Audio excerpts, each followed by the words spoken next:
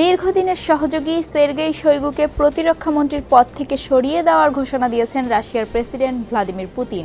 Sergei শোইগুর জায়গা নেবেন অর্থনীতিবিদ আন্দ্রেই বেলোসভ। এক যুগ পর পুতিন রাশিয়ার অন্যতম গুরুত্বপূর্ণ এই মন্ত্রণালয়ে একজন বেসামরিক ব্যক্তিত্বকে মন্ত্রী হিসেবে নিয়োগ দিতে যাচ্ছেন। বার্তা সংস্থা রয়টার্সের প্রতিবেদনে বলা হয়, 12 মে ভ্লাদিমির পুতিন রাশিয়ার প্রতিরক্ষামন্ত্রী হিসেবে সের্গেই শোইগুর জায়গায় আন্দ্রেই বেলোসভের নাম প্রস্তাব করেন।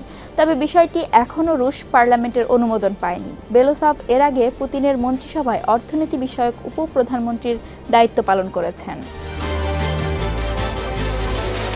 ৬৮ বছর বয়সী শোইগু ২০১২ সাল থেকে প্রতিরক্ষামন্ত্রীর পদে আছেন। তাকে রাশিয়ার নিরাপত্তা পরিষদের প্রধান হিসেবে নিয়োগ দেওয়া হবে। ইউক্রেনের সঙ্গে রাশিয়ার যুদ্ধে শোইগু গুরুত্বপূর্ণ ভূমিকা রেখেছেন। রাশিয়ার সরকারি নথিতে দেখা গেছে, নিকোলাই পত্রশেভের কাছ থেকে শোইগু রাশিয়ার শক্তিশালী নিরাপত্তা পরিষদের দায়িত্ব নেবেন। তবে পত্রশেভের নতুন পদ কী হবে তা এখনও স্পষ্ট করে জানা যায়নি। রুশ প্রেসিডেন্ট পুতিনের সঙ্গে শোইগুর ঘনিষ্ঠ সম্পর্ক রয়েছে। সামরিক বাহিনীতে কাজ করার অভিজ্ঞতা না থাকা সত্ত্বেও শোইগুকে প্রতিরক্ষা মন্ত্রণালয়ের দায়িত্ব দেন পুতিন। শোইগু পেশায় সিভিল ইঞ্জিনিয়ার। ১৯৯০-এর দশকে রাশিয়ার দুর্যোগ ও ত্রাণ মন্ত্রণালয়ের প্রধান হিসেবে দায়িত্ব নেওয়ার পর পরিচিতি পান তিনি। ২০২৩ সালে রাশিয়ার ভাড়াটে যোদ্ধা সরবরাহকারী প্রতিষ্ঠান ওয়াগনারের প্রধান ইয়েভগেনি প্রিগোশিনের সঙ্গে শোইগু বিরোধে জড়িয়েছিলেন। প্রিগোশিন বারবার শোইগুর অযোগ্যতা নিয়ে প্রশ্ন তুলেছিলেন এবং ইউক্রেনের বিরুদ্ধে ওয়াগনারকে কম অস্ত্র সরবরাহের অভিযোগ করতে থাকেন। প্রিগোশিন তখন রাশিয়ার সেনা নেতৃত্বের বিরুদ্ধে স্বল্প সময়ের বিক্ষোভে নেতৃত্ব দিয়েছিলেন।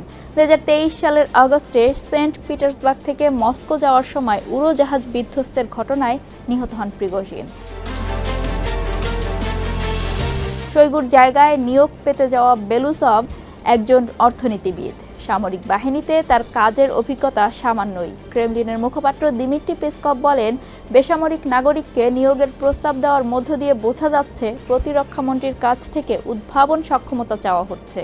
দিমিত্রি পেসকভ আরও বলেন, ১৯৮০-র দশকের মাঝামাঝি সময়ে সোভিয়েত ইউনিয়নের অবস্থা যেমন ছিল, রাশিয়ার অবস্থা তেমন হয়ে যাচ্ছে। ওই সময়ে সোভিয়েত ইউনিয়নের জিডিপির একটা বড় অংশ সামরিক খাতে খরচ হতো। তখন রুশ সশস্ত্র বাহিনী ও আইন শৃঙ্খলা বাহিনী তাদের মোট জিডিপির ৭.৪% খেয়ে ফেলত। তার মতে, যে ব্যক্তি উদ্ভাবনকে যত বেশি গুরুত্ব দেবেন, তিনি যুদ্ধক্ষেত্রে বিজয়ী হবেন।